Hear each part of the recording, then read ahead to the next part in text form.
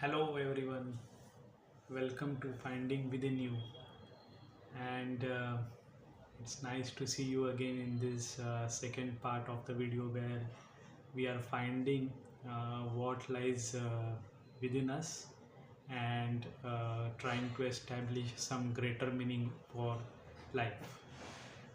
Okay, so today's topic we are going to discuss about uh, whether our lives are predestined and whether our actions define our destiny. Actions in the same in the sense we popularly called it as karma. Whether our karma define the destiny or not.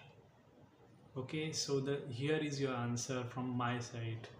Your karma does not, absolutely does not define your destiny. I hope you are surprised by what I'm saying because uh, we have been taught and we have been hearing that our karma defines our destiny. Uh, yes, on a superficial and mundane sense, I feel your karma defines your destiny. But there is something which is beyond your karma. Any guesses? If you have any guesses, I give you some time to reflect on uh, whether there is any other aspect or factor which defines your destiny. Take your time. 10, 9, 8, 7, 6, 5, 4, 3, 2, 1. Any guesses? Okay, fine.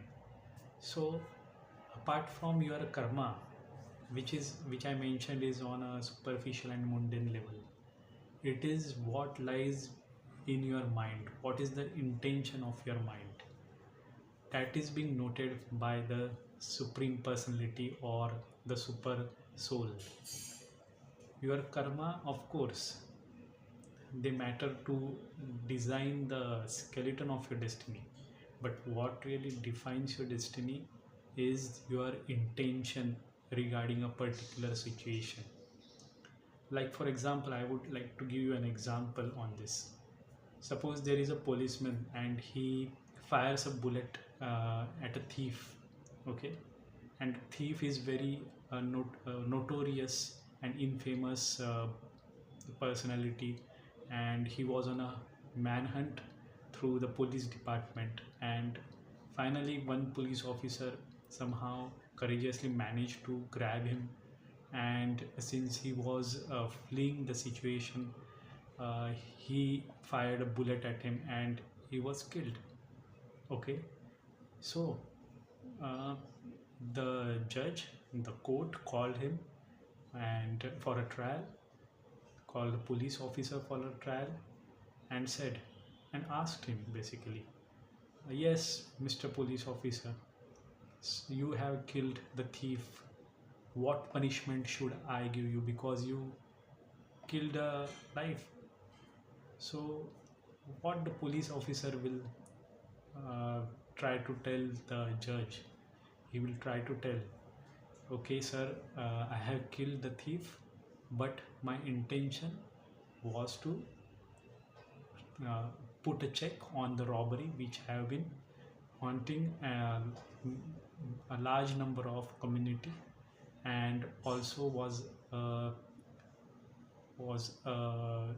challenge to the lives of innocent people, because for the sake of burglary he would have killed some innocent lives. So that's why I shot him the moment I saw him while he was fleeing. So the judge says, yes, yes, that is correct, your intention was good, so you are done, you are acquitted, and you can go and join your service again, and your suspension is all withdrawn because you have done it for a good cause. Okay, so as you must have mentioned in this scenario where the judge is relieving the police officer because his intention was good.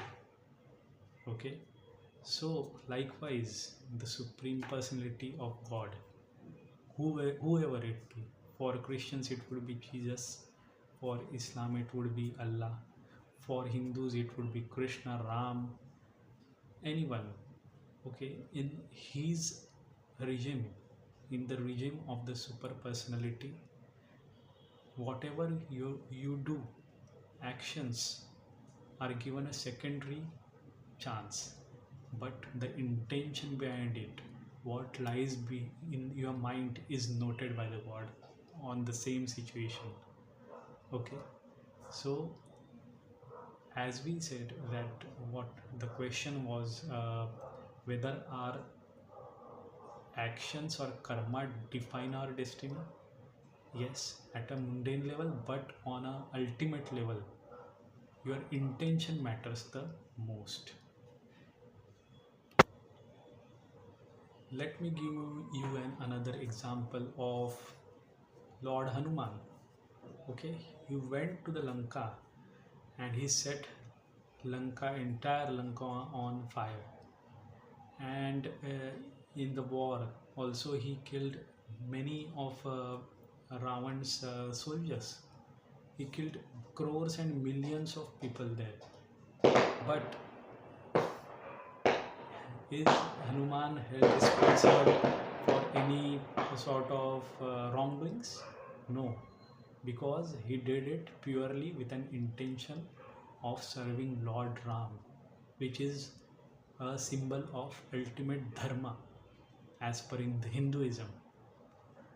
Likewise, Arjuna also killed millions and crores of millions and soldiers on the battlefield of Kurukshetra.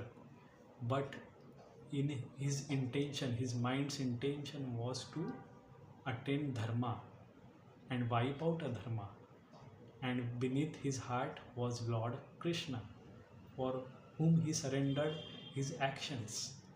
So likewise, there is very famous verse in Bhagavad Gita, chapter 2, verse 47, karmaṇy evādhikāras ma phaleshu kadachana ma karma phala heturbhur mate sangotsvi karmaṇi.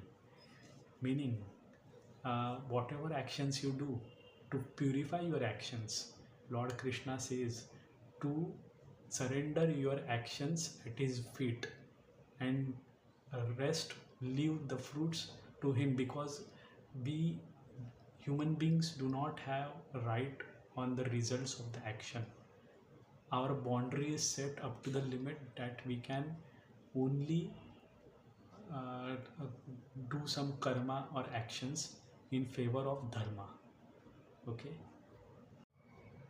adding one more verse from Bhagavad Gita, chapter 9, verse 34, Lord Krishna says to Arjuna, Manmanabho madbhakto madhyaji mam namaskuru mame vaishyasvi yuktvatmanam matparayana.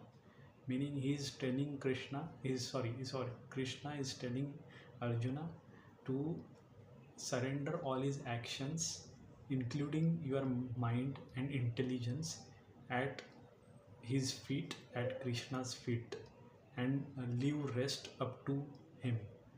So that is what I am trying to say, is we have boundaries up to our actions only. Fine. So this is further very much classified into Jyotish Shastra, and for Western audience I would like to say Jyotish Shastra is something Vedic astrology.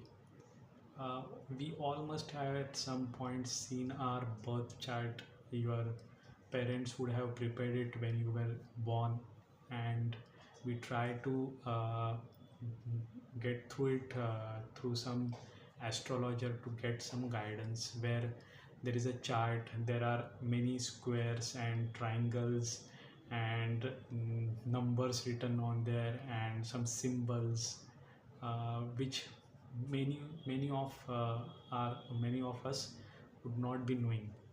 But those placement of planets in the chart is something related to your past karmas of millions and trillions of lifetimes. You have been taking birth and rebirth, birth and rebirth, and you have been attached to some desires, and you have some ichha, or you have some passion left in you to attain some materialistic significance. So that is what again your karma has defined you in this lifetime with that particular birth chart. Your your kundli, or the Vedic astrology chart, is something of a photograph of your past births, and it is defining your this life, in the sense that you have that desire left in you. That's why you are not able to liberate yourself from this cycle of birth and rebirth. So how to get out of this cycle? Because as Krishna says in Bhagavad Gita, that this world is dukkhalaya shashvatam, meaning this world is full of miseries, and it is very temporary. So every soul, you and me and everyone, should have this common aim of you surrendering to the super personality of Godhead, and and getting a liberation from this continuous cycle of birth and rebirth. So I hope you must have got some insights on whether our destiny is predefined or not, and I hope I have given a broader view of uh, what is destiny, and I have explained it in a very simple manner, so that everyone can understand whether our karma or whether our intentions define our destiny. So that is today from my side, and of course, God is there with you all the time. Just look to Him, and He would be there.